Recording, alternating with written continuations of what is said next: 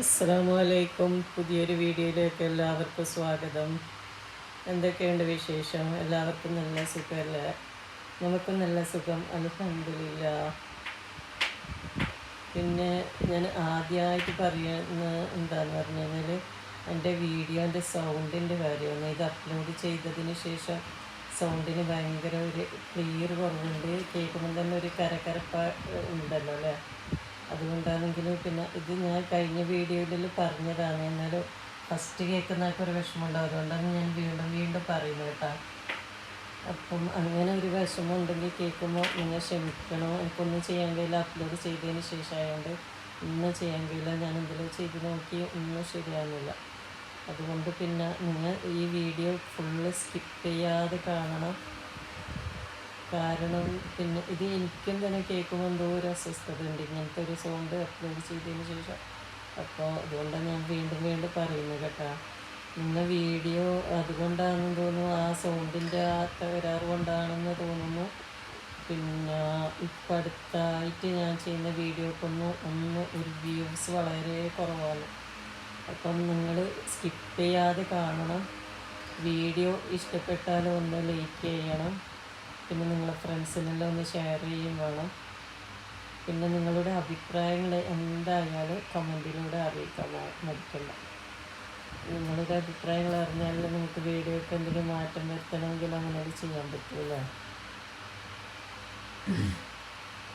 പിന്നെ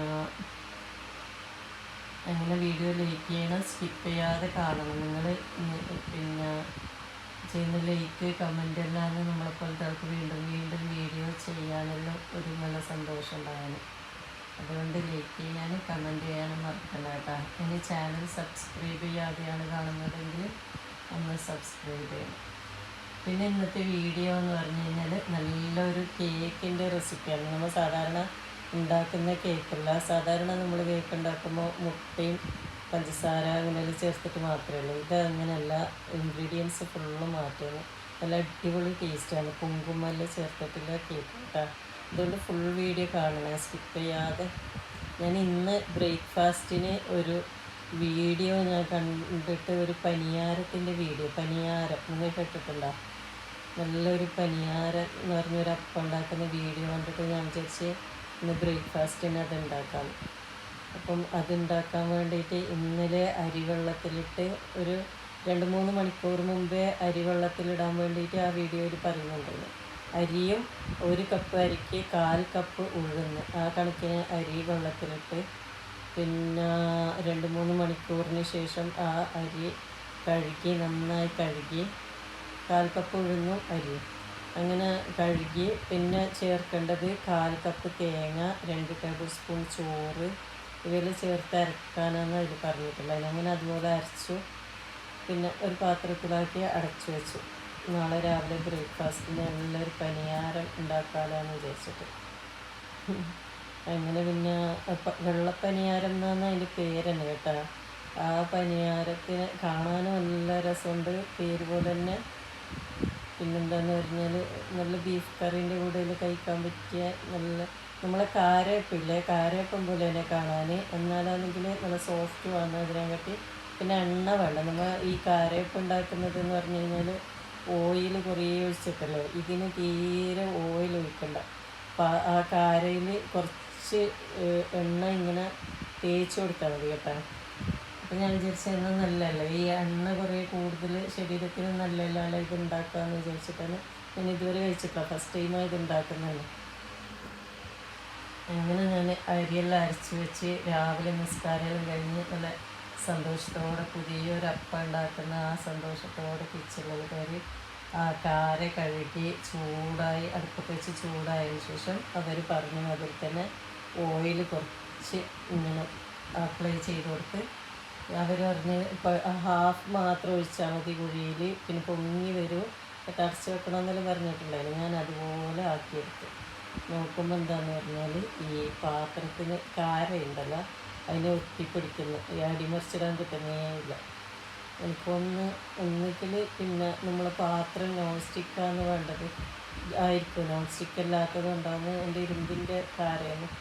അപ്പോൾ അതുകൊണ്ടായിരിക്കും എന്ന് വിചാരിക്കുന്നു. അല്ലെങ്കിൽ പിന്നെ ഞാൻ എന്നിട്ട് ശരിയാവുന്നേ ഇല്ല എന്ത് ചെയ്തിട്ട്.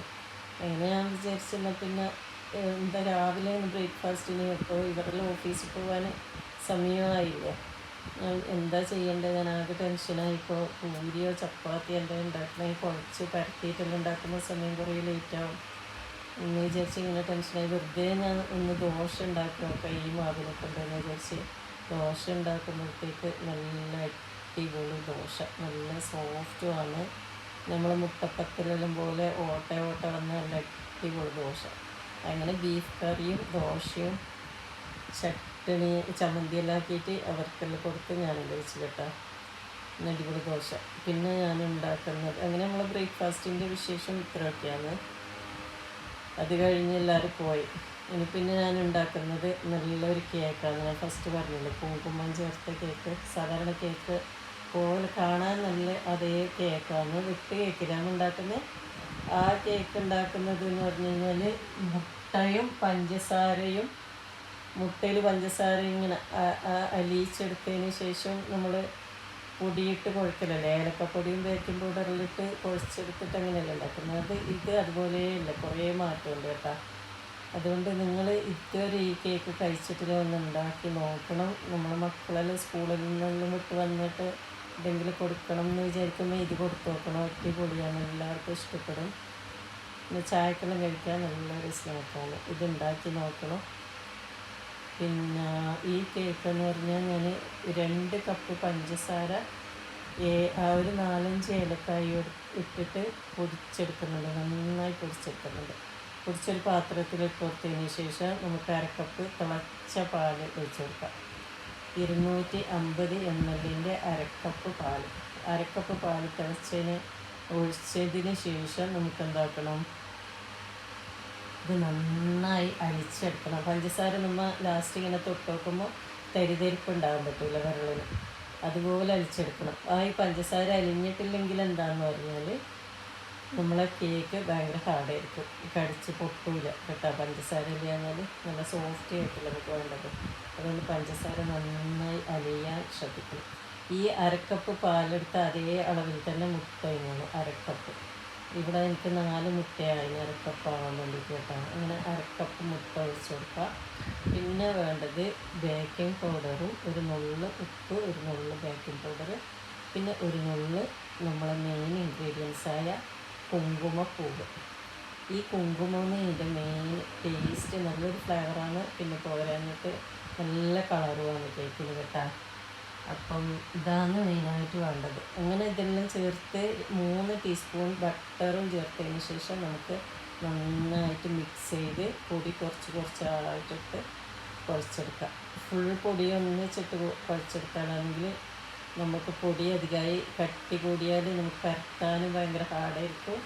പിന്നെ ചുട്ട് കഴിഞ്ഞാൽ ഒരു പൊടിൻ്റെ ഒരു ചുവ വരും. അതുകൊണ്ട് പിന്നെ പൊടി കുറച്ചായിട്ട് നന്നായി കട്ടിയാക്കാതെ കുഴച്ചെടുക്കാൻ ശ്രദ്ധിക്കുക.